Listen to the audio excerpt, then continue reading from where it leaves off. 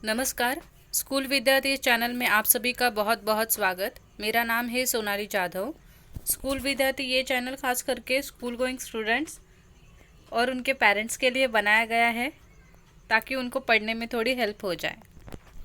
आज हम देखने वाले हैं, स्टैंडर्ड है 10th, सब्जेक्ट है मराठी, बोर्ड है महाराष्ट्र, ईयर है 2020। आज हम लोग देखेंगे जो पोयम है 12 रंग मजेचे रंग उद्याचे, उसका पार्ट 1 क्वेश्चन आन्सर। काळी आई जगवण्यासाठी अपेक्षित कार्य। याचा अर्थ होतो, काळी आई याचा अर्थ होतो की आपली जमीन, माती, त्याला आपण काळी आई म्हणतो। तर ही जी माती आहे तिला जर आपल्याला सुपीक ठेवायचं असेल किंवा जगवायचं असेल तर आपल्याला काय कार्य केलं पाहिजे। इसका मतलब ये होता है, काली आई का मतलब होता है हमारी धरती माँ, हाँ, हमारी मिट्टी। अगर हमें उस धरती की मिट्टी को अगर पोषक रखना है तो हमें क्या कार्य करना चाहिए।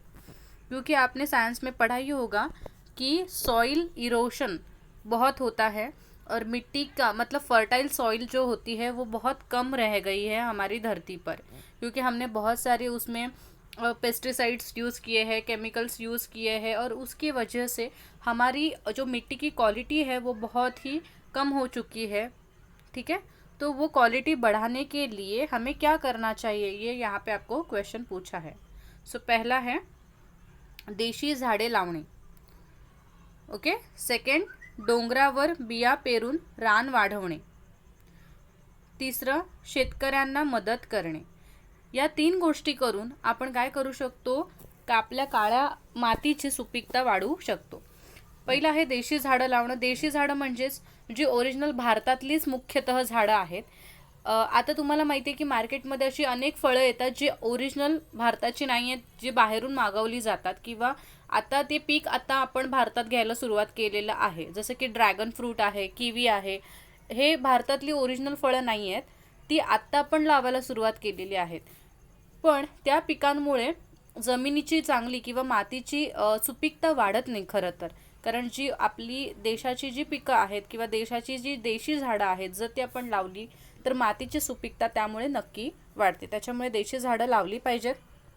डोंगरावर बिया पेरून, हल्ली जर तुम्ही बघत असाल तर सॉइल इरोशन हा प्रकार खूप होतोय की डोंगरावर झाडच राहिलेली नाही आहे। त्याच्यामुळे काय होतं, जेव्हा पाऊस पडतो तेव्हा त्या पावसाच्या पाण्यासोबत ती माती आहे ती संपूर्णपणे खाली वाहून निघते।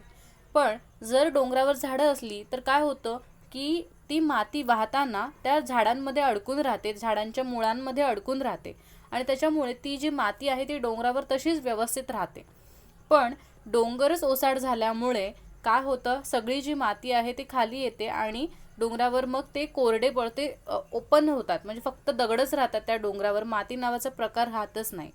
तर त्याच्यासाठी हे थांबवण्यासाठी आपल्याला काय केलं पाहिजे, तर डोंगरावर आपल्याला पावसाच्या आधी बिया पेरल्या पाहिजे, जेणेकरून जेव्हा पाऊस चालू होईल, पावसाळा चालू होईल, तेव्हा आपोआप त्या बियांचं रूपांतर झाडात होईल आणि ते डोंगर आधीसारखे पुन्हा हिरवेगार होऊन जातील।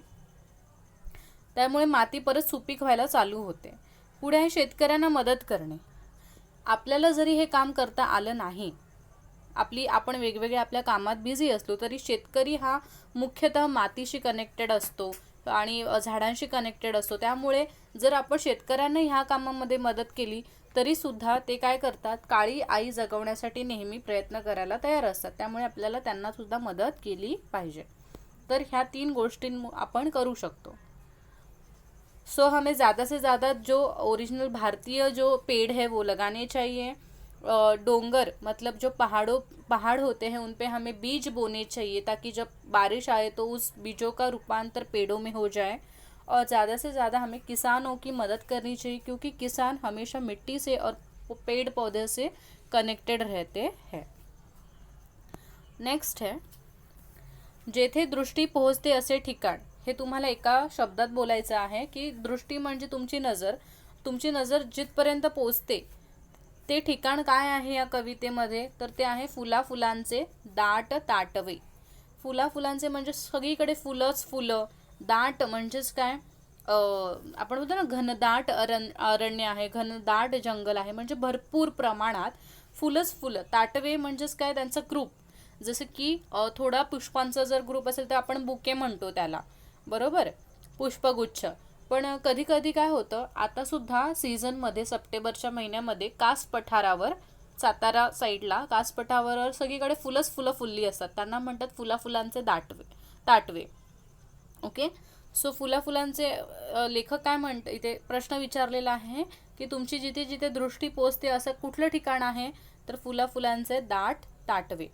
आपको क्वेश्चन यहाँ पूछा है कि जहाँ जहाँ तक हमारी नज़र जा रही है वहाँ वहाँ हमें क्या दिखाई दे रहा है, तो हमें सब जगह पे बहुत सारे फूल दिखाई दे रहे हैं, फ्लावर्स दिखाई दे रहे हैं. और फ्लावर्स के ग्रुप को, मतलब ज़्यादा से ज़्यादा फ्लावर अगर एक जगह पे दिखते हैं तो उस प्लेस को बोलते हैं, मतलब उस चीज़ को बोलते हैं ताटवे. ये ग्रुप दिखाता है आपको, समूह. आगे है कवयित्रीच्या मते जपायची गोष्ट. म्हणजेच कवयित्री जी आहे आपली, तिच्या मते कुठली गोष्ट आपल्याला जोपासायला पाहिजे किंवा जपायला पाहिजे, म्हणजे काळजी करायला पाहिजे, तर ती आहे सृष्टी. सृष्टी म्हणजेच नेचर. हाँ, कवयित्री के हिसाब से किस चीज़ को हमें बहुत ही अच्छे से रखना चाहिए, उसकी केयर करना चाहिए, तो वो है सृष्टी, मतलब निसर्ग. पुढे कवितेच्या आधारे पाऊस पडण्याच्या चक्राचा ओघ तक्ता तयार करायचा आहे. तुम्हाला माहिती आहे, तुम्ही शाळेत शिकला असाल की जलचक्र आणि जलचक्राचा परिणाम पावसावर कसा काय होतो, हे तुम्ही लहानपणी चौथीला वगैरे शिकला असाल, तर तोच तक्ता तुम्हाला इथे लिहायचा आहे. वाटर साइकिल ज्याला आपण म्हणतो, रेन साइकिल, वाटर साइकिल, वो आपको यहाँ पे बताना है इस पोयम के आधार पे. नहीं तो आप साइंस लिखना चालू करोगे तो वो नहीं चलेगा, आपको पोयम से वो कनेक्ट करके लिखना है आंसर. सो यहाँ पे पोयम के अकॉर्डिंग ये आंसर लिखा है. डोंगरावर बिया उधळणे, मतलब पहाड़ों पे आपको सब बीज फैलाना है, डालना है सब जगह पे. बिया मातीत रुजणे, बीज डालोगे तो वो क्या हो जाएगा, बीज जो मिट्टी में है वो खुद ब खुद बो जाएगा, ठीक है, मिट्टी के अंदर चला जाएगा, और धीरे धीरे उसमें से अंकुर निकलेगा, छोटे छोटे प्लांट्स, बेबी प्लांट्स निकलेंगे, ये सब प्रोसिजर अपने आप चालू हो जाता है. भरपूर झाडे उगणे, आणि एकदा काही तुम्ही बीज टाकलं आणि त्याला अंकुर फुटले की हळूहळू त्याचं रूपांतर रोपट्यामध्ये होतं, रोपट्याचं झुडपात होतं, झुडपाचं झाडामध्ये, असं होत जातं. सो भरपूर झाडं उगवतात आणि भरपूर झाडांमुळे जंगल तयार होतं, बरोबर, आणि जंगलामुळे काय होतं, पाऊस पडतो. कारण जंगल काय करतं, झाडं काय करतात, तर वातावरण थंड ठेवायला मदत करतात. आणि जर वातावरण थंड राहिलं तर अल्टिमेटली बाकी सगळ्या ज्या गोष्टी आहेत इंटरकनेक्टेड पावसाशी, त्यासुद्धा व्यवस्थित सुरळीत होतात. ठीक है. सो सबसे पहला है, हमें पहाड़ों पे बीज फैलाने हैं, बाद में वो बीज मिट्टी में बो जाते हैं, उसमें से पेड़ निकलते हैं, बहुत सारे पेड़ों से जंगल तैयार होता है, और जंगल की वजह से ही बारिश होता है, क्योंकि बारिश जंगल क्या करता है, जो हमारा टेम्परेचर है उसको अच्छे से मेंटेन करता है और ज़्यादा से ज़्यादा ऑक्सीजन, कार्बन डाइऑक्साइड रिड्यूस करता है. तो ग्लोबल वार्मिंग, ये जो प्रॉब्लम है वो बहुत ही कम करने का ये अच्छा उपाय रहता है. इस तरह से हमें ये ओघवता तख्ता करना है. तख्ता मतलब आपको ऐसे कोई डायग्राम नहीं बनाना है, ऐसे इसको भी तख्ता हम लोग बोलते हैं, पर ऐसा नहीं करना है आपको. आप ये इस तरह से लिख सकते हो, मतलब ये पहला, फिर ये उसको एक दूसरा कनेक्टेड, फिर तीसरा कनेक्टेड, इस तरह से आप कनेक्ट करके लिख सकते हो. ओके. पुढचा क्वेश्चन, कष्ट करणाऱ्यांना मदत करूया आशयाची ओळ शोधा. आता हे जे वाक्य आहे की कष्ट करणाऱ्यांना मदत करू, मतलब म्हणजे जे कष्ट करतायत त्यांना मदत करायची आहे, हेच वाक्य कवितेत कसं म्हटलेलं आहे, तर हे या प्रकारे म्हटलेलं आहे. मातीमध्ये जे हात राबती तयास देऊ पुष्टी. पुष्टी म्हणजेच काय, मदत. जे मातीमध्ये हात राबतात म्हणजेच काय, शेतकऱ्यांचे हात, त्यांना आपण काय दिलं पाहिजे, पुष्टी दिली पाहिजे, म्हणजे मदत केली पाहिजे. ठीक है. सो यहाँ पे आपको बोला है कि कष्ट करणाऱ्यांना मदत करू. इस लाइन का मतलब जो होता है, ये अर्थ है. तो इस अर्थ की कविता में कौन सी लाइन है, तो ये वाली लाइन है, मातीमध्ये जे हात राबती तयास देऊ पुष्टी. पुढे, दौलत हे उत्तर येईल असा प्रश्न तयार करायचा आहे. दौलत म्हणजेच काय, पैसा. हां, तर हा क्वेश्चन भरपूर मुलांना कळत नाही किंवा जमत नाही. अगदी सोपा असतो. दौलत उत्तर यायला पाहिजे. दौलत हे प्रश्नामध्ये तुम्हाला नाही लिहायचं आहे. भरपूर मुलं काय करतात, प्रश्नामध्येच दौलत लिहितात आणि दौलतबद्दल विचारत बसतात. तसं नाही करायचं आहे. तुम्हाला सांगितलं हे उत्तरमध्ये असलं पाहिजे, तर हे प्रश्नामध्ये कसं काही येणार. ओके, त्यामुळे हे शिकून घ्या, कारण सोपा 1 मार्क तुम्हाला परीक्षेत ह्या गोष्टीमुळे मिळतो.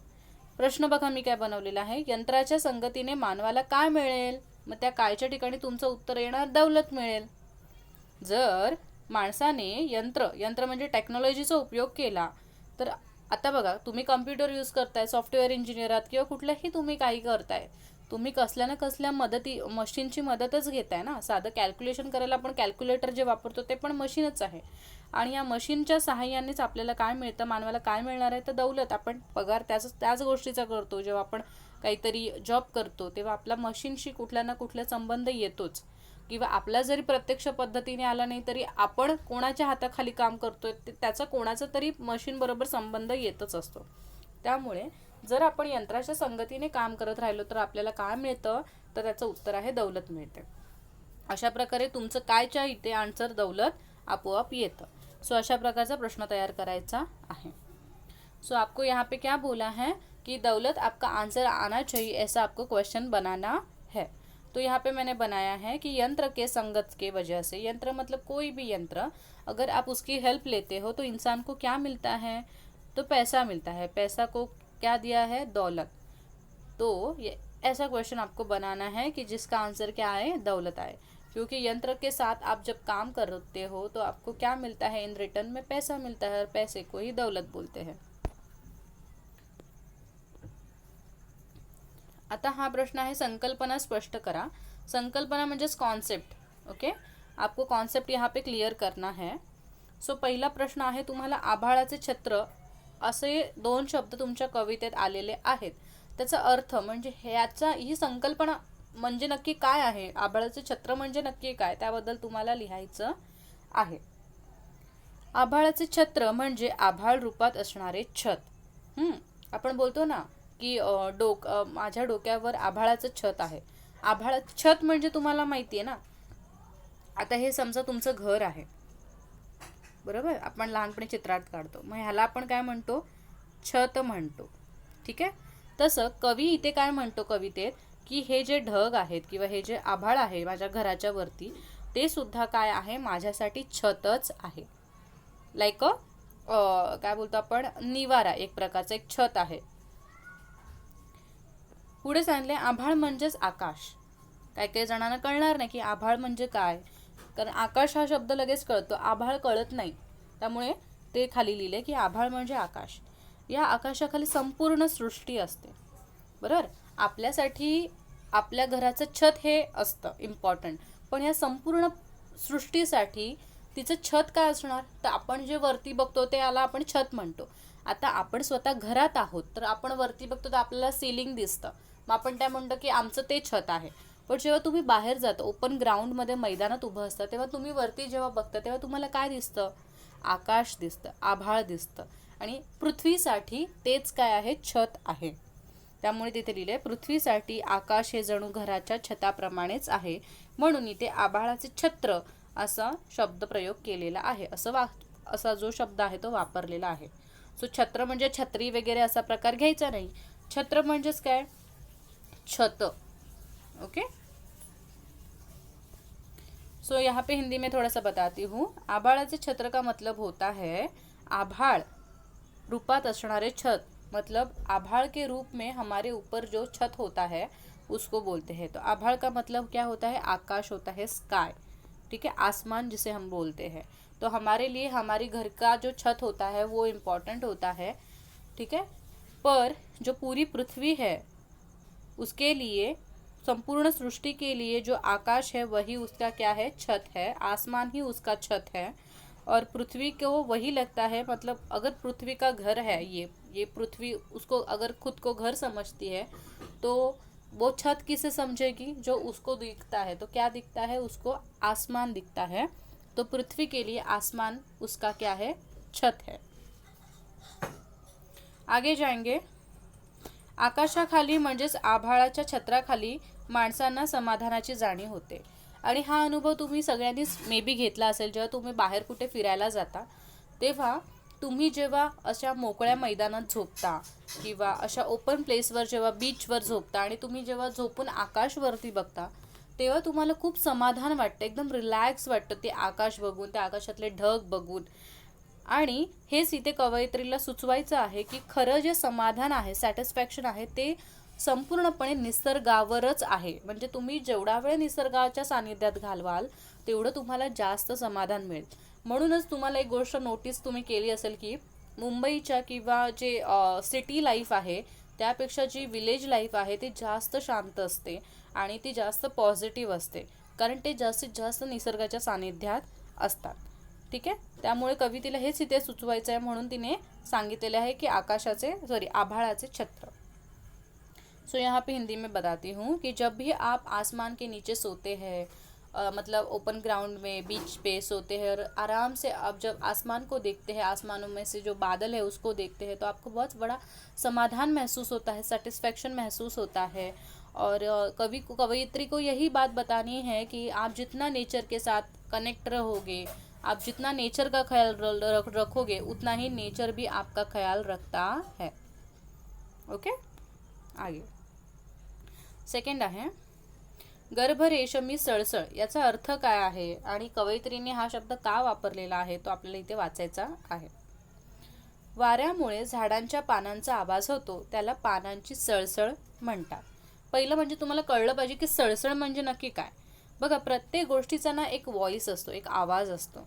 जसं की पाण्याचा खळखळ आवाज, म्हणजे जो झरा वाहतो त्याला आपण खळखळ, बांगड्यांचा किणकिण असा आवाज, त्याच्यानंतर ड्रमचा डमडम असा आवाज, डमरूचा. तर हे आवाज आपण शब्दांमध्ये बोलतो, डमडम. त्याच्यानंतर काय म्हणतो आपण, पाण्याचा खळखळ. तसंच झाडाची जी पानं असतात, जेव्हा हवा वाहते तेव्हा झाडाच्या पानांचा जो आवाज असतो त्याला सळसळ असं म्हणतात. त्यामुळे इथे त्यांनी सांगितलंय वाऱ्यामुळे झाडांच्या पानांचा जो आवाज होतो त्याला काय म्हणतात, सळसळ म्हणतात. ठीक आहे. पुढे गर्भरेशमी म्हणजेच काय आता हे पण आपल्याला कळलं पाहिजे. सो गर्भरेशमी हे एक विशेषण वापरलेलं आहे, ॲडजेक्टिव्ह म्हणून वापरलेलं आहे. गर्भरेशमी म्हणजेच इथे अर्थ काय घेतला आहे तर झाडावरील जी कोवळी पानं असतात. ओके, जर तुम्ही बघितले आहेत का बेबी प्लांट्स येतात झाडांवर आणि ते एवढे नाजूक, एवढे सॉफ्ट असतात जसं की रेशीम. आणि म्हणूनच झाडावरची जी कवळी आणि पोपटी कलरची छोटी छोटीशी पानं असतात एकदम सॉफ्ट, तर त्यांना काय म्हणतात, गर्भरेशमी. जणू काही ती मुळापासूनच रेशम आहेत असं तिथे भास होतोय कवयित्रीला. पानांच्या सळसळ या आवाजातून वृक्ष संवर्धनाचा सल्ला कवयित्री देत आहे. म्हणजेच कवयित्री तुमचं लक्ष वेधून घेते की बघा, ही पानांची सळसळ तुम्हाला सांगत आहे की आमचं संगोपन करा, आमची काळजी घ्या. कारण झाडांना तर बोलता येत नाहीये, त्यामुळे त्यांचा जो आवाज आहे म्हणजे झाडांच्या पानांची जी सळसळ आहे, जणू ती आपल्याला सांगत आहे की वृक्ष संवर्धनाचा ती सल्ला देत आहे असं कवयित्रीला इथे बोलायचं आहे. म्हणून तिने गर्भरेशमी सळसळ असा शब्द कवितेत वापरलेला आहे. कळलंय तुम्हाला. आता हिंदीवाल्यांना जरा सांगते कि गर्भरेशमी सड़सड़ इसका मतलब क्या होता है. तो इसके लिए आप पहले देखिए कि सड़सड़ का मतलब क्या होता है. जैसे कि पानी बहता है तो उसको खड़खड़ ऐसे साउंड आता है, चूड़ियाँ बजती है तो खनखन ऐसी आवाज़ आती है. वैसे ही पेड़ के पत्ते जब हवा की वजह से ज़ोर ज़ोर से हिलते हैं तो वो जो रस्टलिंग साउंड आता है पत्तों का, तो उसको मराठी में बोला जाता है सड़सड़. गर्भरेशमी ये एडजेक्टिव मतलब विशेषण के तरीके से यूज़ किया है. गर्भरेशमी का यहाँ पे कवियत्री ने मतलब ये लिया है कि जब भी नए पत्ते निकलते हैं पेड़ पे तो वो इतने सॉफ्ट होते जैसे कि रेशम, और इसके लिए कवयित्री ने ये वर्ड्स यहाँ पे यूज़ किया है.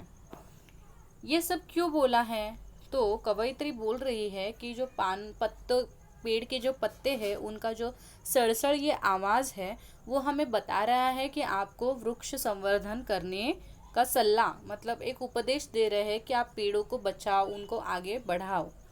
ठीक है. इसके लिए कवयित्री ने ये जो शब्द है गर्भरेशमी सड़सड़ वो यूज़ किया है. सो आय होप तुम्हाला हीच व्हिडिओ आवडली असेल आणि याचं एक्सप्लेनेशन आवडलं असेल. सो जर आवडलं असेल तर प्लीज व्हिडिओला लाईक करा, चॅनलला सबस्क्राईब करा आणि जास्तीत जास्त जणांबरोबर व्हिडिओ शेअर करा, जेणेकरून सगळ्यांना या गोष्टीचा खूप खूप फायदा होईल. आणि सगळ्यात महत्त्वाचं म्हणजे बेल आयकॉनला क्लिक करायचं आहे, जेणेकरून तुम्हाला नोटिफिकेशन येईल की माझे व्हिडिओ कधी अपलोड झालेले आहेत ते. आणि thank you so much for loving me and supporting me. आणि छान छान कॉमेंट्स देता, खूप खूप कौतुक करता, त्याबद्दल खूप खूप धन्यवाद. भेटूया नवीन व्हिडिओसोबत, तोपर्यंत धन्यवाद.